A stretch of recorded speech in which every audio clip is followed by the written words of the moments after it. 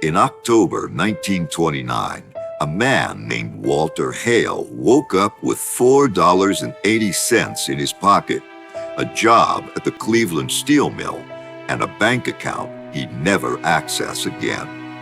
The bank had gone bust overnight. Walter was 28 years old. He'd lost everything, and the worst was yet to come.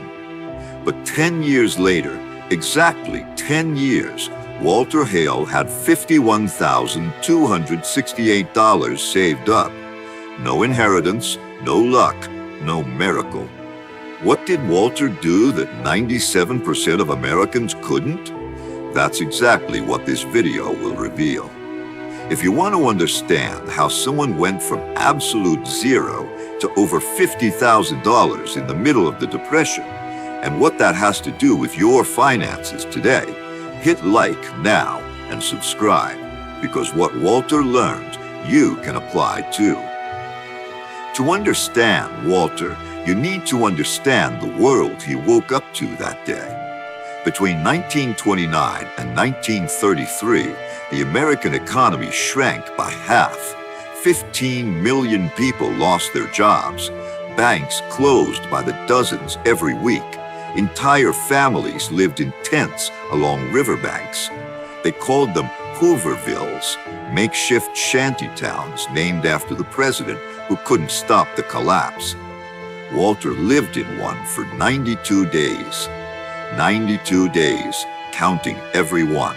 Because when you have nothing, the days get too long to pretend they're not passing. Walter Hale. But it was right there, in a wooden shack without a bathroom, shared with 11 other men, that Walter made the decision that changed everything. He stopped asking, "Why did this happen to me?" and started asking, "What does the world need now that no one is offering?" The first thing Walter realized was simple, almost obvious, but no one around him was seeing it. People hadn't stopped eating or dressing or needing medicine or wanting at least once a week to sit in a movie theater chair and forget life was a mess. The crisis hadn't destroyed human needs, it had only redirected the money. Walter jotted down 3 words in a beat-up notebook: food, medicine, escape. Those were the 3 sectors no crisis could kill. With his last $40, he started reselling groceries door to door in working-class neighborhoods, buying from wholesalers desperate for quick cash, selling at slim margins but high volume.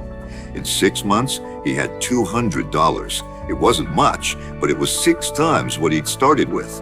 Crises don't destroy wealth, they just transfer it to those who see where real demand is hiding. Today, ask yourself, what do people keep buying, even in crises or wars? Health, low-cost tech, basic food, cheap entertainment? Those are your generation's Walter notebook. Walter learns the language of money. In 1932, the Dow Jones had fallen 89% from its 1929 peak. 89%! Companies worth fortunes could be bought for pennies. Walter didn't know stocks, he had no college degree, but he had $380 saved and a neighbor in the Flophouse, an ex-broker named Bernard, who'd lost everything and was willing to teach for free in exchange for company and food. Bernard told him one thing Walter never forgot: the market is like the tide. No matter how many times it goes out, it always comes back in.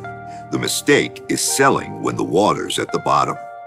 Walter bought shares in 3 companies, a food distributor, an insurance firm, and a drugstore chain. He didn't sell when the market dropped more, didn't sell when newspapers said capitalism was dead, didn't sell when his neighbor yelled he was crazy. He waited. For Walter, patience wasn't passivity, it was the sharpest weapon a man without political connections could have. From 1932 to 1937, the market recovered over 300%. The money Walter invested tripled.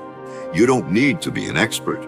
You need to understand one principle: quality assets bought in crisis, held with patience, always pay off. Bitcoin, real estate funds, solid stocks, the Walter principle works the same today.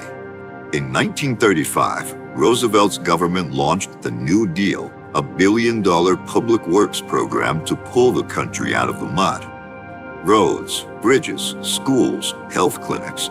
The government needed suppliers, and it paid on time because it was the only one with real money left.